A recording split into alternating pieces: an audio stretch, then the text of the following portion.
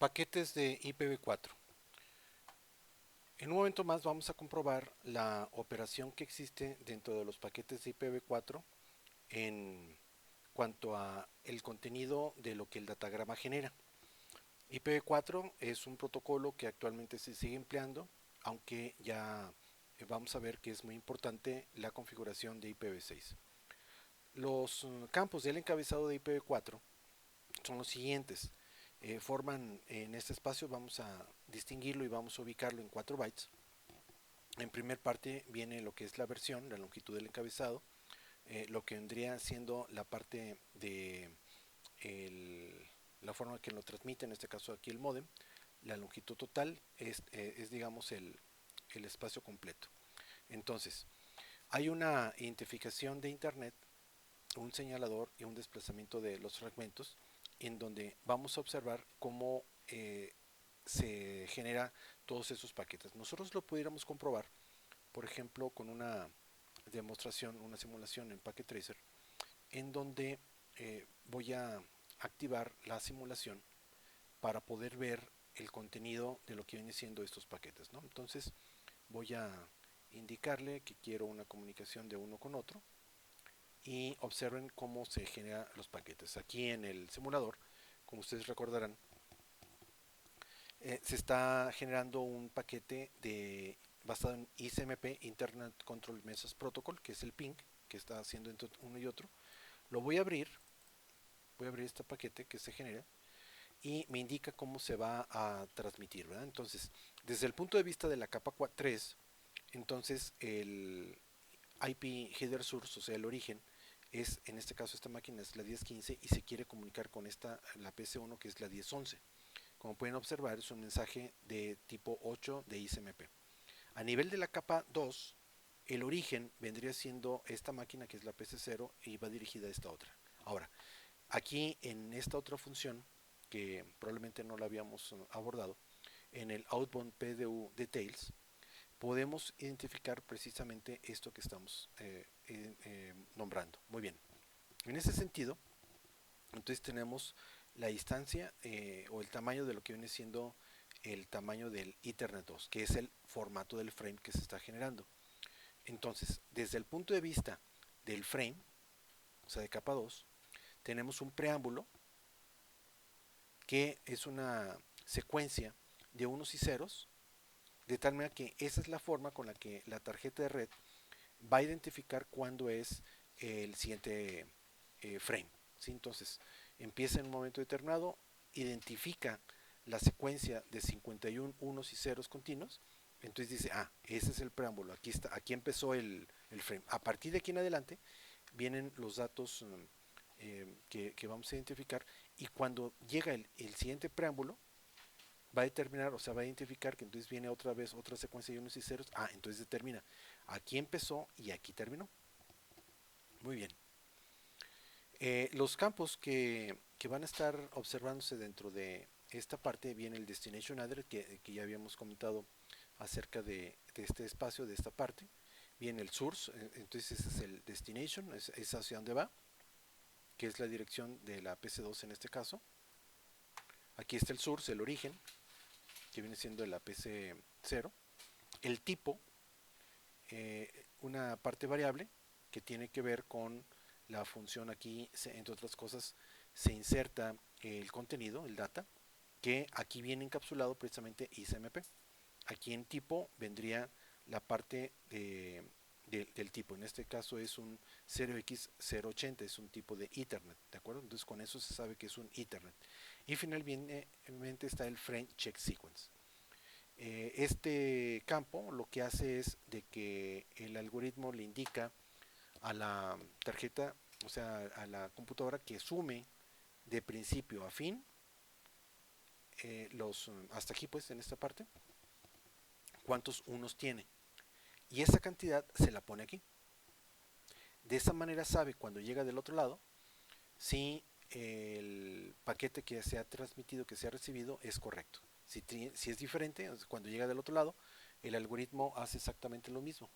Le corre esa función y si es igual, entonces la deja pasar. Si no, entonces el procedimiento le indica a la máquina que emite que envíe el dato hasta que el otro le haga un acknowledge, un reconocimiento, porque entonces revisó el frame, revisó que está correcto y entonces lo dejó pasar, y entonces hizo el procedimiento adecuado y viene la respuesta. Entonces hasta entonces se transmite el siguiente paquete. Bien, esto es, entonces es con respecto a capa 2, al Ethernet. Ahora, esta otra parte aquí en IP nos permite ver esto que acabo de explicar, pero de una forma más explícita y real en función de este proceso que acabamos de hacer. Si ustedes hacen no solamente un ping, sino que hacen un FTP, hacen algún otro procedimiento, van a observar que aquí va a cambiar. Entonces, como fue un simple ping, entonces está basado en el ICMP. Entonces nos indica la versión aquí es en este tamaño, de esta forma tenemos los 32 bits y en ese otro sentido lo que puede ir cambiando. Entonces aquí vemos ya de una manera real cómo se generarían los campos en función de este ping particular de esta máquina con estas direcciones, con estas condiciones hacia acá. Es decir, la estructura siempre es la misma, pero los datos van a variar en función de la máquina, ¿no? Si yo hiciera un ping de esta máquina a esta otra, los datos aquí internamente van a cambiar, pero la estructura se sigue dando. Entonces aquí vemos el tipo de versión, el IHL, el DSCP, que es partes de los campos, el TL, que en este caso es de 28, ID, las banderas, aquí vemos el estado de las banderas, el flank offset, el TTL, el tiempo de vida, que en este caso está empezando en 255. Este número va reduciéndose cada vez que pasa el tiempo o que llega a su destino el procedimiento, entonces de esa manera lo elimina, ¿no? Si no, de otra forma estaría dándole vueltas todavía a un paquete que se formó hace tiempo. El PRO, que es otra bandera más, el checksum, y vienen los datos del source IP, que viene siendo la 1015, que es esta máquina, al destination. ¿Sí? Entonces, todo eso se encapsula precisamente en el campo que acabamos de ver. Viene la carga, el padding y la parte variable, ¿no? Esta parte es lo que hace que el frame de IP sea distinto. Lo menos que puede hacer son 54 bytes y lo máximo que puede hacer son 1500. ¿Por qué? Porque el dato puede variar. En ese caso es un ping, es un dato eh, sencillo, por decirlo así, porque no lleva demasiada información y entonces pues va a medir poco. En cambio, si estamos transmitiendo un correo electrónico o si tuviéramos una comunicación, por ejemplo, de voz sobre IP o de alguna otra función que sea más larga, entonces este campo va a variar, entonces es lo que hace que cambie, ¿verdad? Aquí vemos por último lo del ICMP, otra vez es el tipo, el código en función de lo que estamos haciendo, un checksum, una serie de identificadores y el sequence number, el número de secuencia, que tiene que ver con este proceso de tres capas, el three-way handshake, del cual ya hemos hablado, que tiene que ver con este procedimiento en donde manda un datagrama de una máquina a otra, esta le contesta, luego esta le vuelve a mandar el siguiente dato y luego esta le contesta. Entonces, este proceso es el número de secuencia en función de que apenas esta red está comenzando a trabajar. En la vida real esto sería pues más diferente, ¿no? Entonces, aquí vemos en una forma real cómo se produjo precisamente el datagrama a nivel de lo que es este, este proceso. Lo que estábamos viendo aquí entonces tiene que ver con aquí la estructura, pero aquí en el simulador estamos viendo cómo, cómo se pudiera ver ya en una forma real. Cierro esto, permito que continúe la simulación, llega de un lado a otro. Este paquete que ha sido transmitido aquí, si lo analizo aquí, pues es exactamente lo mismo, desde el punto de vista de datos, porque simplemente llegó y se transmitió. Observen que, por ejemplo, el source sigue siendo el 1015 y el destination el 1011. Cuando venga la respuesta, estos datos se va a invertir. Entonces, aquí permito que llegue. Aquí, en este caso, llega precisamente a la máquina. Ya llegó el paquete de aquí hasta acá, ya pasó. Lo analizo y aquí entonces sí va a haber un cambio entre cómo llega y cómo sale. Entonces aquí en este caso estamos viendo todavía el mismo paquete como viene de origen, ¿no? Entonces el source 1015, destination 1011, el tipo de mensaje. Aquí vemos, podemos analizar cómo está por dentro la estructura y el outbound es precisamente cómo va a salir de esta máquina, ¿no? De esta computadora. Entonces observen este cambio que hubo con respecto a muchas cosas. El preámbulo, como pueden observar, va a seguir siendo el mismo de entrada y salida. ¿Qué es lo que cambia? Cambia el destination, porque entonces el destination address ahora ya no va a ser de aquí para acá, sino ahora es de la PC1 a la PC2. Observen cómo cambió el destination y el source. ¿Sí? Entonces fíjense cómo cambia, se invierten los datos, porque entonces ahora viene el dato de reversa y entonces ahora va a salir por acá. Entonces desde ese punto de vista el destination es la PC0. Entonces aquí se observan esos cambios y también observen cómo a nivel de capa 3, ¿no? Entonces observen que el source, el origen es 10.15 y el destination 10.11 y como va a salir, observen que se van a invertir. Entonces ahora el source es el 11 y el destination es el 15. Y aquí viene el número de secuencia, ahora es el número 2 y aquí internamente en el dato viene lo correspondiente para que la aplicación lo identifique y que permita precisamente que del otro lado veamos que llegó. Siguiendo con la animación, el paquete ahora llega al switch, es lo mismo, no tiene caso que lo muestre, viene ahora a la computadora, llegó aquí y pues simplemente se produjo, ¿no? Entonces aquí ya lo estaríamos interpretando como que el primer paquete fue recibido y eso es lo que estaríamos identificando en la primera computadora. Y ya lo demás es el mismo proceso, ¿no? Entonces aquí viene en las siguientes etapas, esto ya es otro tipo de proceso, es Spanning Tree, que lo platicaremos cuando veamos más detalladamente lo de los switches, y esto se está generando cada 20 segundos. Nada más por analizarlo, veamos precisamente cómo es el proceso para que vean cómo está esto, ¿no? Entonces, el destination de este paquete en particular fue de, eh, de esta máquina que es terminación 00 hacia se va hacia todos y ese es el source, ¿no? En este caso el source es el switch y el destination va pues a cada una de las computadoras preguntándoles que si hay algún cambio. Este protocolo, el STP, el Spanning Tree, es para switches, pero pues evidentemente al estar conectados cualquier tipo de host, pues lo va a recoger en este caso una computadora y el resultado es de que no va a hacer nada. Aquí en la simulación nos está demostrando que no sucedió nada porque ninguno de estos le va a responder y así consecutivamente, ¿no? Entonces esto, en caso de que no hubiera tráfico, siempre los switches estarían transmitiendo esto.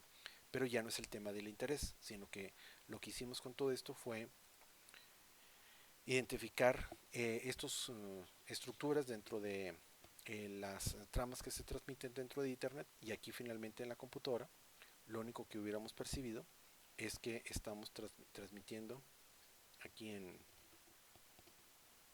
desktop, en el command prompt, aquí estaremos viendo precisamente el dato, ¿no? Entonces veríamos el ping de una máquina a otra, la 192.168, por ejemplo, punto 10, que fue esta máquina, y nosotros vemos simplemente esto. Observen que la primera ocasión tardó un poco más de tiempo y el TTL, que en este caso es de 128.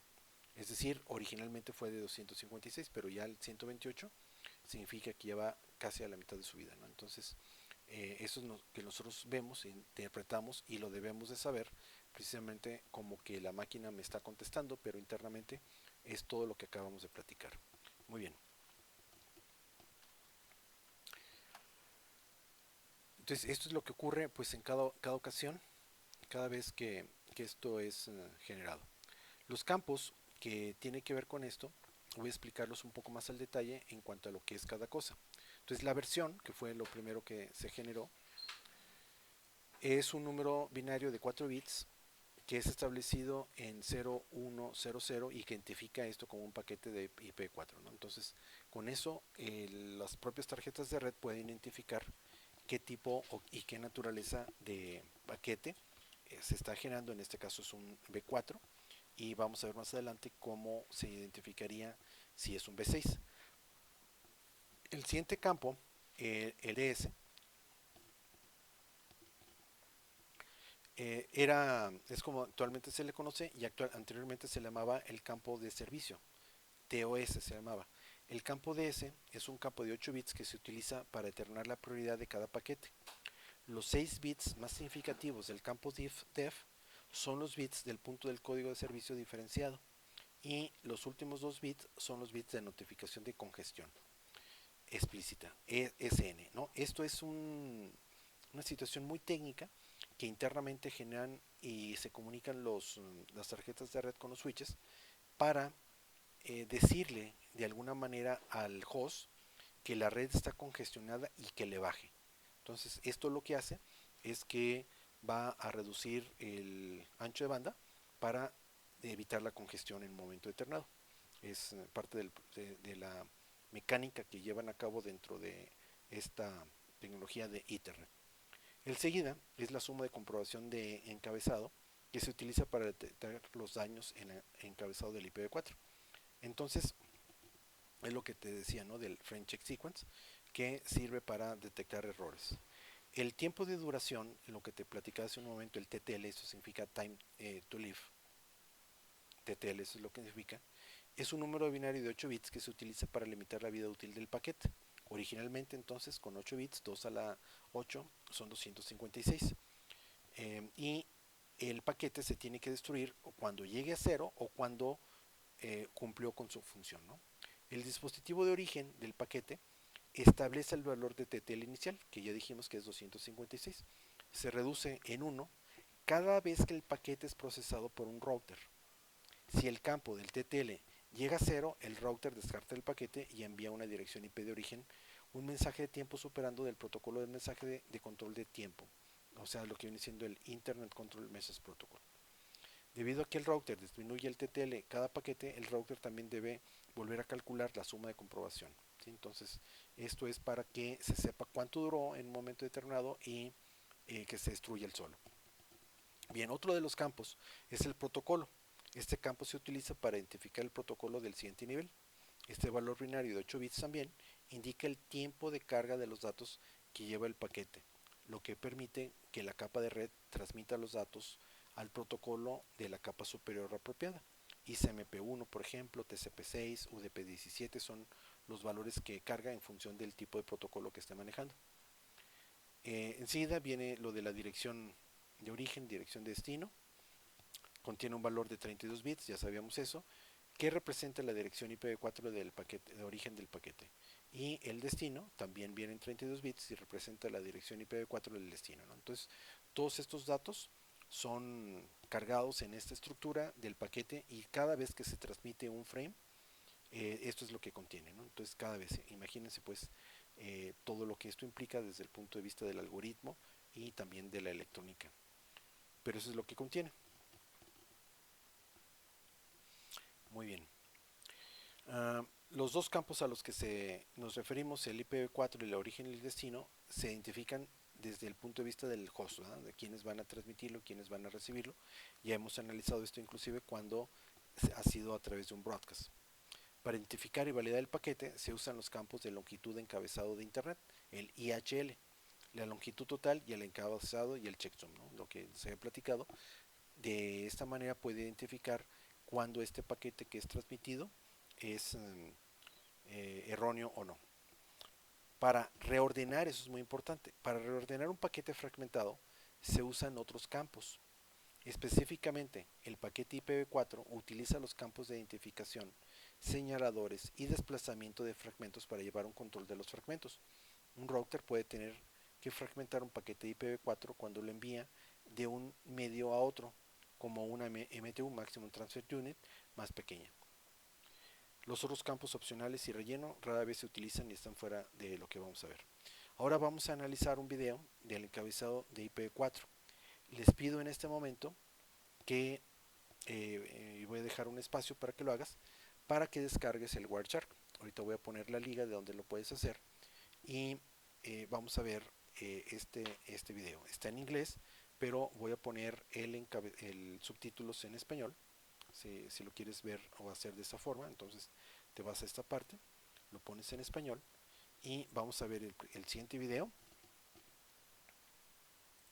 que tiene que ver con lo que vamos a estar trabajando del Wireshark y viene enseguida una práctica muy interesante para que lo analicemos como lo que es un analizador de protocolos y entonces esto nos va a servir para entender cómo sirven o cómo interactúan los encabezados dentro de la red, analizándolo con este paquete, con este software que sirve para analizar los protocolos y que nos va a ayudar para entender precisamente cómo funciona todo esto.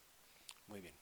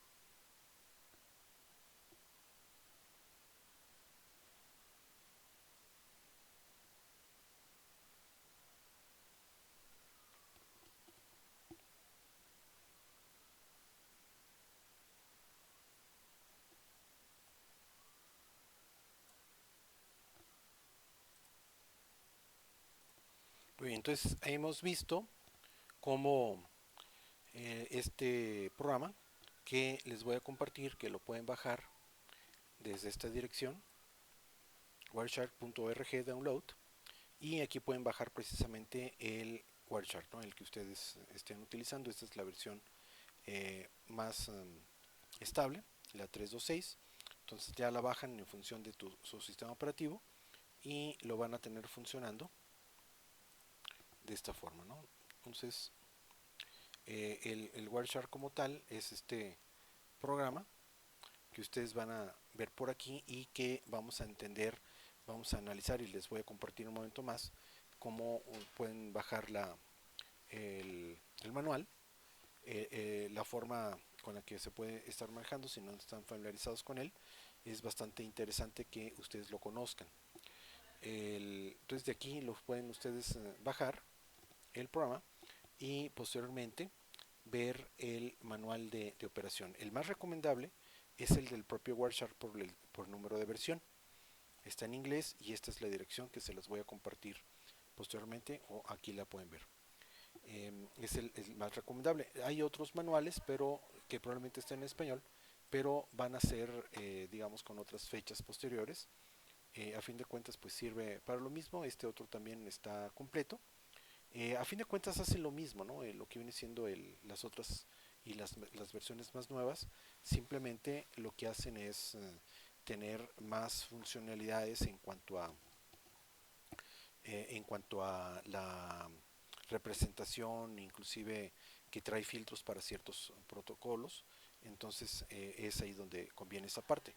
Esta es la parte avanzada del curso en cuanto a que no solamente es implementar la estructura de la red, sino que también ya es entrar a la parte de analizar, ver qué es lo que está ocurriendo, qué es lo que está pasando dentro de la red, y se pueden analizar, se pueden resolver problemas muy muy complejos que de otra forma no se pudieran hacer, ¿no? Entonces vamos a estar trabajando con este programa que tiene la ventaja tremenda de que es gratuito.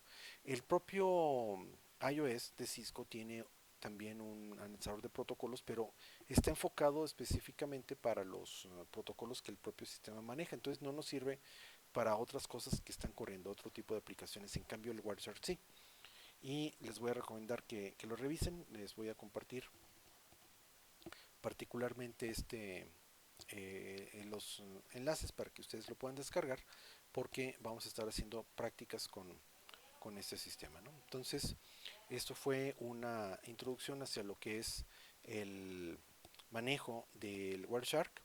Les dejo esta parte para que ustedes hagan su verificación de comprensión y continuemos con la temática. Entonces ahora lo que sigue es muy importante, también es la diferencia con lo que vamos a estar trabajando aquí con esta curso, que es el del B6, ¿no? El paquete de B6. Muy bien. Contrastes, ¿no? De lo que viene siendo el IPv4 contra el IPv6. El IPv4 tiene las limitaciones sobre todo de la cuestión del tamaño en cuanto al número de direcciones que se puede emplear. Hoy por hoy IPv4 todavía está en operación y va a tardar bastante tiempo. A mi forma de ver, en nuestro país, aunque ya se ha estado utilizando cada vez más, les voy a mostrar en un momento más unas estadísticas con respecto al porcentaje de utilización de IPv6 tanto en México como en el mundo, y pues sí estamos observando que está cambiando, que está evolucionando. Inclusive aquí en mi navegador yo tengo instalado un plugin que me indica cada vez que yo me conecto a una dirección, si me indica si a lo que me estoy conectando, si es un servidor de B4 o B6. Con esto yo aquí veo este número, pero si me voy a alguna otra dirección, yo puedo comprobar, yo puedo ver así, aquí si es B4 o B6 el origen. Muy bien. Entonces IPv4 se va a seguir utilizando durante mucho tiempo aún más. Algunos países ya dejaron de utilizarlo, digamos, casi por obligación, debido a que se agotó el espacio de direcciones que estaba reservados por la IANA, que es la agencia que distribuye todo este tipo de cosas a nivel internacional. Se agotó en su país y entonces pues empezaron a usarlo el IPv6, ¿no? El IPv6 no es nuevo. Cuando doy este curso les comento que les voy a platicar algo nuevo de hace 22 años, ¿no? No es algo así como que muy novedoso, no lo es. Y no lo empleamos en nuestro país más que nada por desconocimiento. No es por otra situación. Técnicamente desde cualquier lugar ya las máquinas lo han soportado. Si ustedes abren su sistema y le ponen, por ejemplo, un ipconfig, ya hemos platicado de que tu máquina te va a presentar precisamente estas dos direcciones. Estoy presentándoles la mía. Aquí internamente en mi red yo tengo habilitado el V6.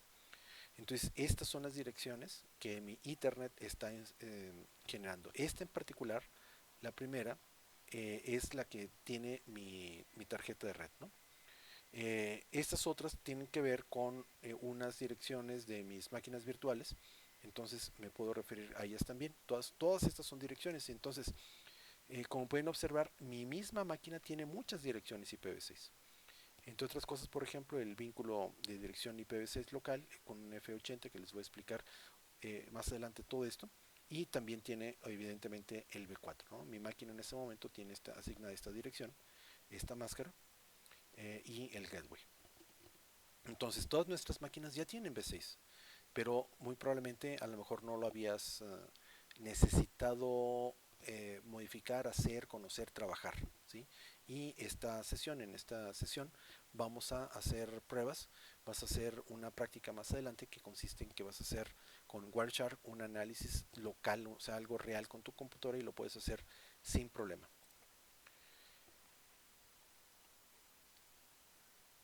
Bien, IPv6 eventualmente va a sustituir V4. Esa es la solución que sigue. Esto ya estuvo pensado desde hace bastante tiempo. En ese tiempo, en 1980, iba a haber un crash mundial de Internet. Entonces la IETF, la Internet Engineering Task Force, generan varias alternativas para poder dar solución al agotamiento de las direcciones. Porque entonces, y a mí me tocó trabajar de esa forma, en las redes locales teníamos asignadas direcciones que hoy conocemos como direcciones públicas. Si no necesariamente, por ejemplo, en una red local no necesariamente teníamos un 192.168, no necesariamente esa, teníamos pues una IP en función de el rango que nuestra empresa tenía y localmente teníamos direcciones de esa forma, ¿no? Entonces nuestras máquinas no lo percibíamos, no sabíamos pues en ese entonces. Después, hasta que hubo esta modificación, este cambio, entonces ya se asignaron, se homologaron al interior de las redes locales las direcciones privadas. 192.168 para tipo C, 172.16 para B y las redes 10.0.0.0 para las redes A. ¿Sí? Probablemente esto son los números que ustedes ya han manejado, pero anteriormente no era así. Entonces, eventualmente pues el B6 lo va a sustituir, como ya comenté, en algunos otros países ya lo hizo por necesidad, ¿no?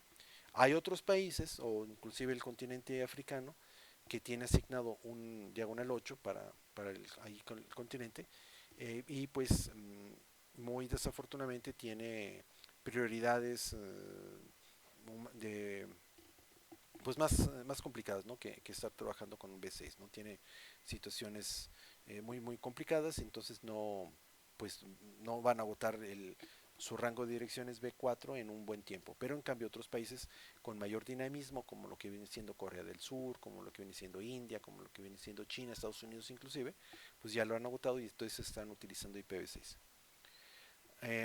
Entonces, esos son los orígenes y las diferencias, no es el antecedente con respecto al V6. Entonces, V4 está teniendo ya un agotamiento, como ya habíamos platicado. Desde 1980 iba a haber ese crash mundial. Con V4, es decir, esos cuatro espacios de 8 bits, o sea, 32 bits, tenemos una combinación total de 4.000 millones de direcciones. ¿Sí? Entonces se eleva 2 a la 32 y esa es la cantidad de direcciones de V4 que tenemos y pudiera sonar bastantes, pero ya se están agotando, tomando en cuenta además que la mitad de esas direcciones se quedaron dentro del país que desarrolló esta tecnología, que es Estados Unidos.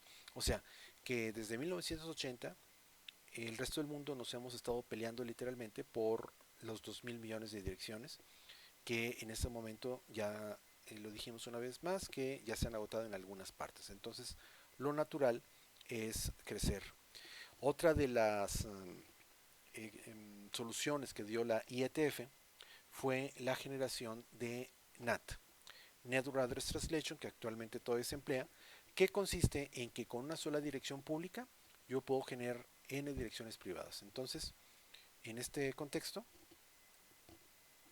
eh, hacia lo que viene siendo una red local, yo puedo generar n direcciones privadas. Aquí, por ejemplo, tengo direcciones privadas.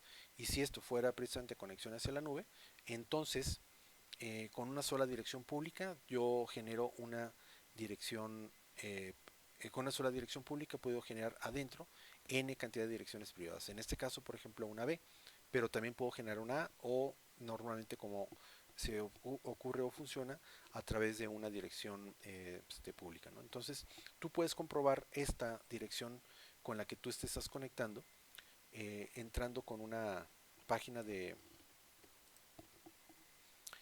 internet, ¿sí? Entonces tú le puedes poner, hay varias formas, pero si tú le pones, por ejemplo, what is my IP address, tú buscas esta función, la mandas llamar y con esta dirección tú vas a ver cuál es tu dirección pública. Sí, en este caso este número es el que me correspondió en B6, en mi ISP, y también lo puedo ver en B4, ¿no? Entonces esta es mi dirección que me está asignando, inclusive me está localizando dentro del país, ¿sí? Entonces, ¿cómo sabe eso? Porque a cada usuario, entonces yo le puedo asignar precisamente un rango y entonces yo puedo saber, o sea, quien me está contestando, me está respondiendo cómo me ven de fuera, de tal manera que me dice quién es mi SP, con eso es lo que sabe. Es decir, yo estoy conectado a mi SP y mi SP sabe perfectamente dónde estoy porque estoy conectado a través de su infraestructura, entonces sabe quién soy. Y él me dice, me está contestando, entonces me están diciendo cómo me ven de fuera. ¿De acuerdo? Entonces, con esta forma tú puedes saber cuál es tu dirección pública para que entiendas esto del Network Address Translation, el NAT, que es un protocolo, un procedimiento, como te digo, que lo que hace es que con una sola dirección pública yo puedo saber cuántas hacia adentro puedo generar n direcciones privadas y con eso sigue funcionando Internet desde entonces. Esto es una pues desventaja desde el punto de vista de la operación de los routers porque cada vez que transmites un paquete es procesado de toda esta forma, entonces pues es una carga hacia lo que vienen siendo los routers.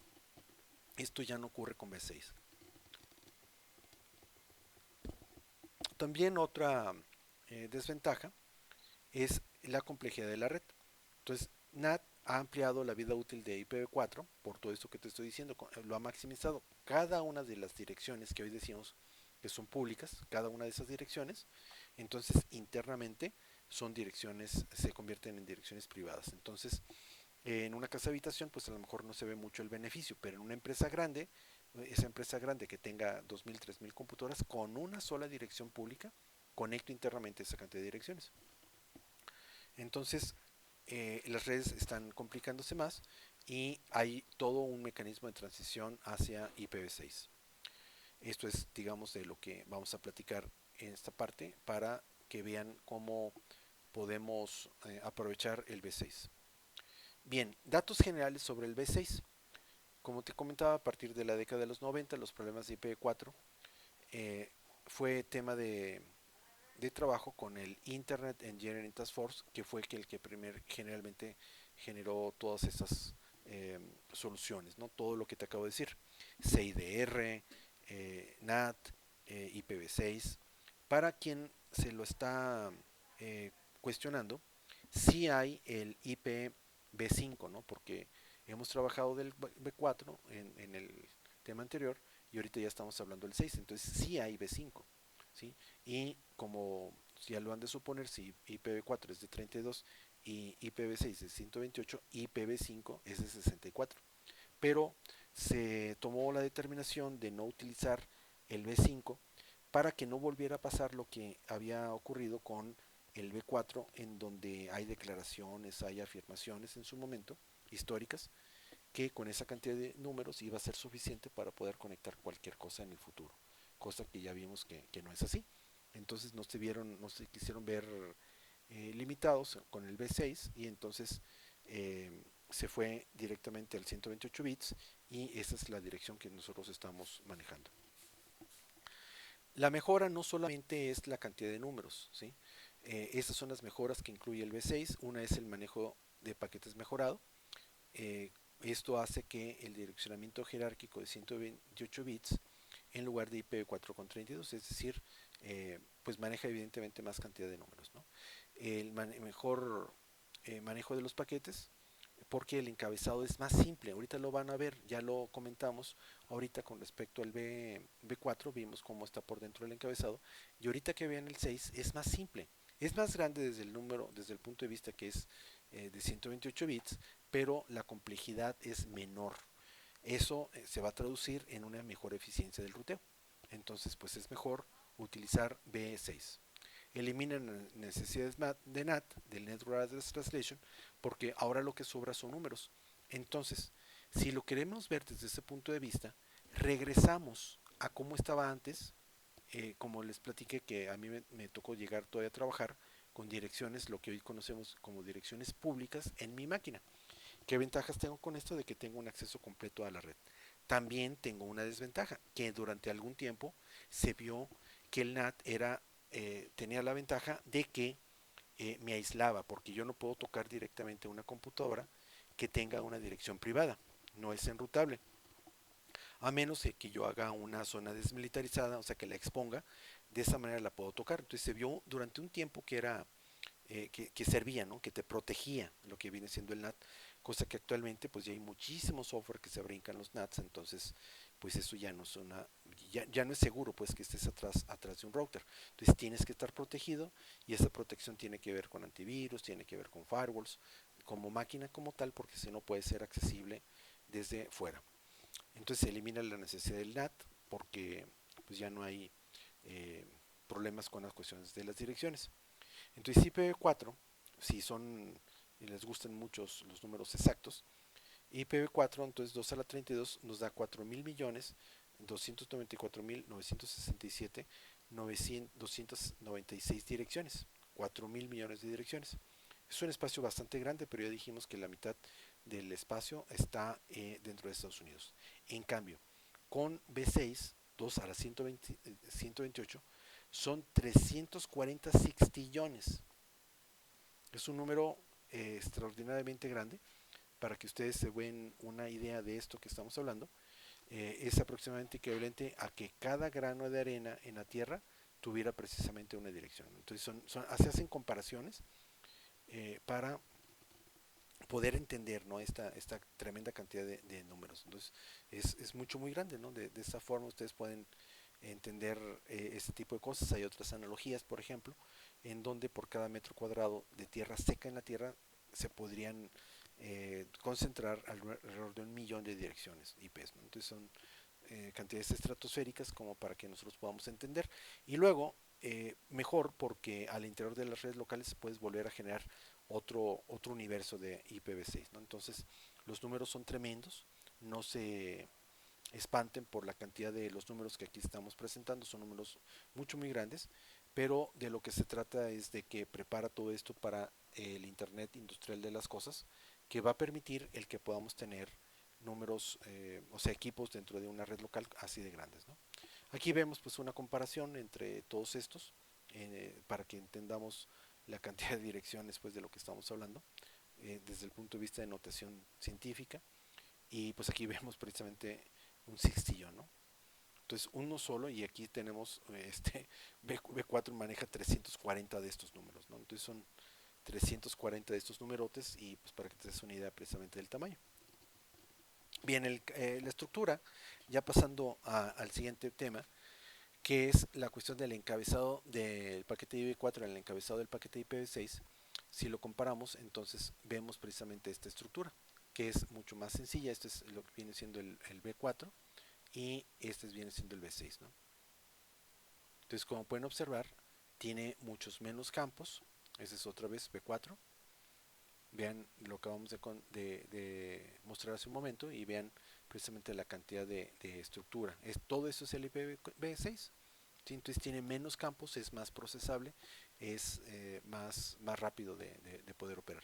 Evidentemente la cantidad de direcciones de origen y destino pues son enormes, ¿no? De precisamente 128 bits, pero en la forma de procesarse, la forma de enrutarse es más sencillo, ¿no? Entonces aquí vemos precisamente el encabezado de IPv6 de una forma un poco más detallada. Entonces igualmente sigue empezando con una versión, clase del tráfico, le pone una etiqueta del flujo, la longitud de carga útil también tiene un mecanismo que determina cuando el paquete es erróneo, porque pues esto está sujeto también a la transmisión del dato a través de cables, o sea, tú no tienes que hacer ningún cambio a nivel de capa 2 y de capa 1, ¿sí? O sea, la misma tarjeta de red te sirve para estar trabajando con V6 y el mismo cable te sigue sirviendo para que transmitas datos que encapsuladamente vienen en IPv6.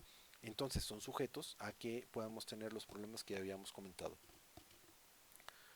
El siguiente encabezado, límites altos y lo que viene siendo los números, o sea, de las direcciones y párale. Sí, es así de sencillo. Entonces aquí viene la explicación de cada cosa. Otra vez la versión tiene que ver con un valor de 4 bits, que en este caso es 0110. ¿Sí? Con esto identificamos que es un V6.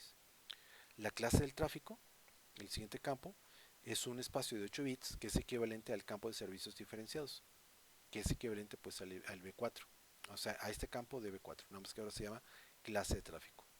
El siguiente campo, etiqueta de flujo, es un campo de 20 bits que le indica a los paquetes con la misma etiqueta de flujo reciben el tipo de manejo por routers. La longitud de carga útil, que viene siendo este espacio, de 16 bits, indica la longitud de la porción de los datos o carga del paquete en IPv6. No incluye la longitud del encabezado de IPv6, que es un encabezado fijo de 40 bytes, ¿no? El encabezado siguiente, este otro campo, es un espacio de 8 bits que es equivalente al campo de protocolo de IPv4.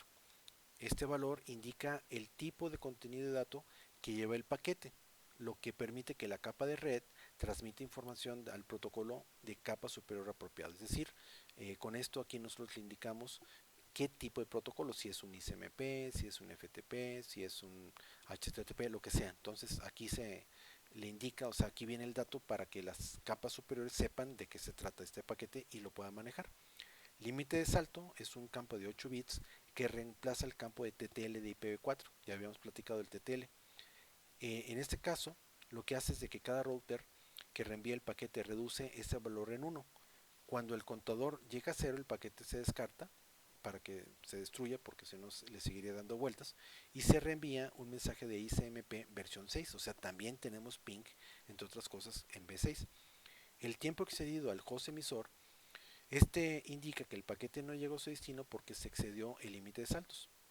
Es más eficiente porque a diferencia del V4, IPv6 no incluye una suma de comprobación de encabezados de V6, ya que esta función se realizó en capas inferiores como en superiores, lo cual va a redundar en que la suma de la comprobación no necesita ser recalculada por cada router cuando disminuye en campo.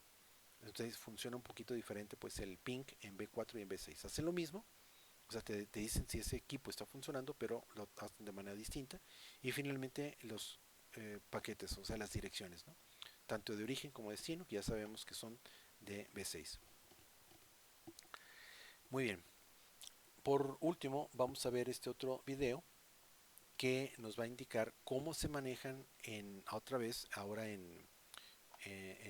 con el Wireshark con V6. ¿Sí? Entonces, vamos a observar cómo se manejaría ahora con Wireshark.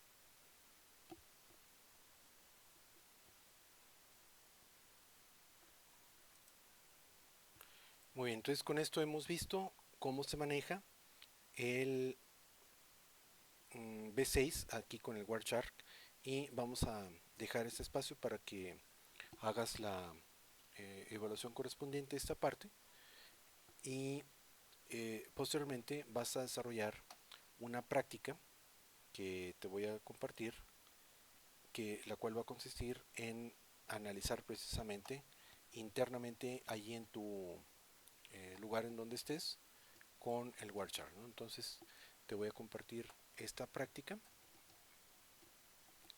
en la cual vas a desarrollar, vas a hacer en una red local, vas a establecer este proceso y vas a seguir el procedimiento, por lo cual te voy a pedir que bajes el Wireshark. De lo que se trata es de que analices cómo opera precisamente el Wireshark dentro de tu red local, y posteriormente entregues los resultados. Ahí, aquí viene el procedimiento pues de cómo irlo haciendo, y cualquier duda pues estoy al pendiente. Muy bien.